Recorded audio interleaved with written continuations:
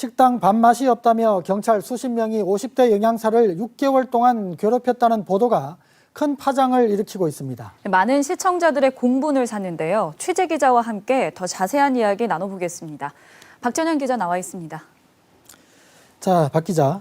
이 보도가 나가고 난 뒤 지역사회뿐 아니라 전국적으로도 반향이 큰데요. 우선 그 내용을 한 번 더 정리해 주실까요? 네, 대구의 한 경찰서에서 발생한 일입니다. 지난 12월부터 올해까지 8개월째 이곳 경찰서에서 근무하고 있는 50대 영양사가 있는데요. 지난 6개월 동안 경찰 수십 명에게 폭언과 폭행을 당했다고 주장을 한 겁니다. 그 내용을 살펴보니 괴롭힘의 수준이 상당했는데요. 먼저 한 경찰관이 식당 밥맛이 없다며 옆구리를 주먹으로 강하게 때렸고요. 다른 경찰은 영양사를 따로 불러내서 밥이 왜 이렇게 맛이 없냐며 윽박을 심하게 지르기도 했습니다. 또 영양사 몰래 그 영양사의 책상 위에 밥이 형편없다라는 글을 쓴 종이를 올려놓은 경찰도 있었고요. 이외에 정시 이후에 퇴근을 했는데 왜 이렇게 빨리 퇴근을 하냐며 면박을 준 직원도 있었습니다.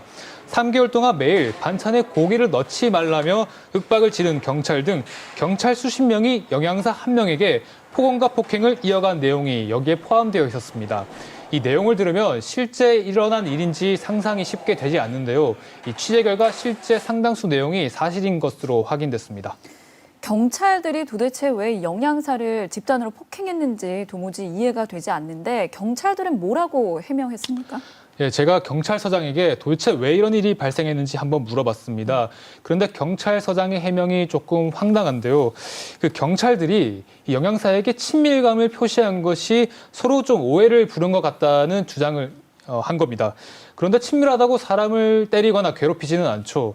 이 경찰이 해명을 통해서 이번 사건을 별 대수롭지 않게 받아들이고 있다는 인식을 엿볼 수 있는데요. 이번 사건의 원인에 대해서는 이 영양사의 주장이 조금 더 근거가 있어 보입니다. 이곳의 경찰서의 식비가 원래 3,000원이었는데 적자가 계속 나니까 500원 더 올리자고 건의했다고 합니다. 그런데 이 식비를 올리고 나서부터 경찰들의 괴롭힘이 심해졌다는 건데요. 이 영양사의 말 직접 한번 들어보시죠. 우리가 500원 올리는데 이래갖고 되겠나 하면서 그런 표현을 하십니다. 내가 500원 올리자고 한 게 무슨 죽을 죄를 지은 거 됐는지. 그냥 아무것도 안 했으면 이런 일이 안 닥칠 거 아니야. 그런데 식비를 500원 올렸다고 영양사를 괴롭히는 것도 사실은 이해하기 쉽지 않습니다. 애초에 무기계약직인 영양사를 함부로 대하여도 된다는 인식이 경찰서 내에 퍼져 있었던 것 아니냐는 지적이 나오고 있습니다. 실제 이 영양사는 과거에 다른 경찰서에서 조리사로 일을 했었는데요.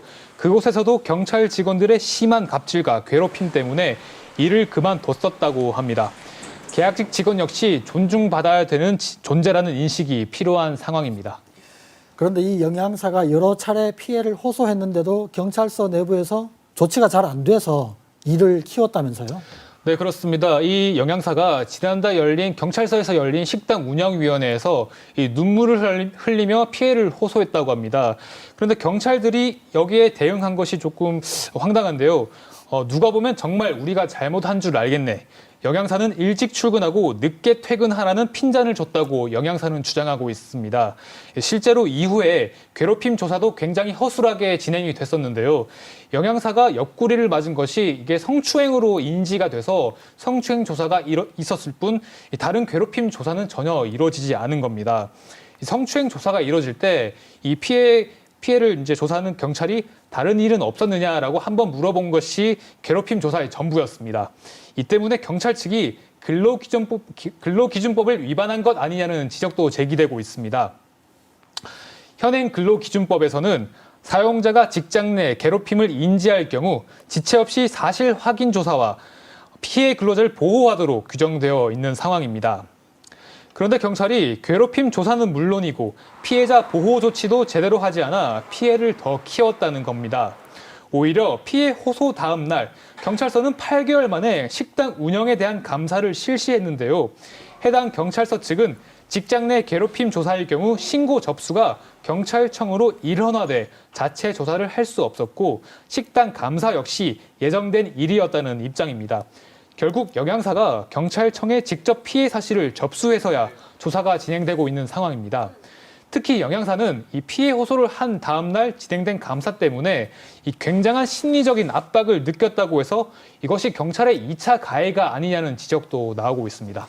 네, 이번 보도가 나간 이후에 대구경찰청이 진상조사를 실시했죠. 조사가 어떻게 진행되고 있습니까? 네, 현재 대구경찰청에서 진상조사가 진행되고 있습니다.